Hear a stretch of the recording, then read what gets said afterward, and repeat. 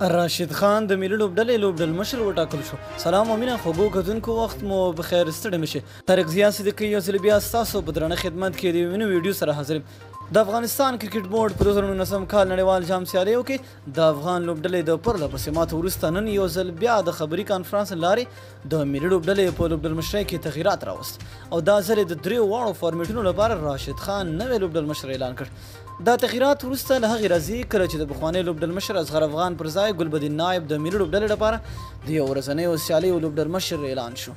خو د ګلبدین نایب په لوبډلمشرۍ کې افغان لوبډلې د نړیوال جام د سیالیو په طرز کې په پرله پسې توګه 9 تاریخي ماتې وخوړې.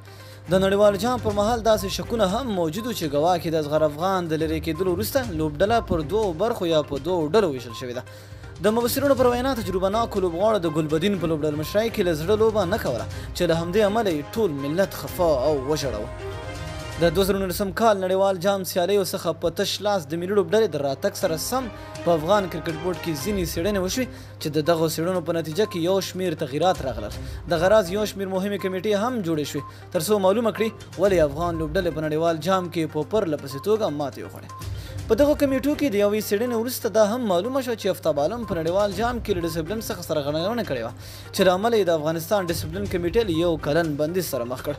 د ملي لوبډلې په لوبډلمشرۍ کې دا تغییرات وروسته له هغې راځي کله چې پرون ورځ د افغان کرکټ بورډ غړو له افغان ولسمشر سره ولیدل. ولسمشر د بورډ غړو ته ویلي وو د کرکټ بورډ تشکیلاتي ستونزې او اړتیاوې دې جدي وارزول شي او د رفع کېدو لپاره د عاجل اقدامات وشي. دا د بورډ مسؤلیت دی چې د ټیم د ښه ځلېدو د هڅو ترڅنګ په ټیم کې نظم او اتحاد وساتل شي. د همدې ناستې وروسته نن د ملي لوبډلې لوبډلمشر اعلان شو. تاسو د راشد د کپتانۍ په اړه څه نظر لرئ؟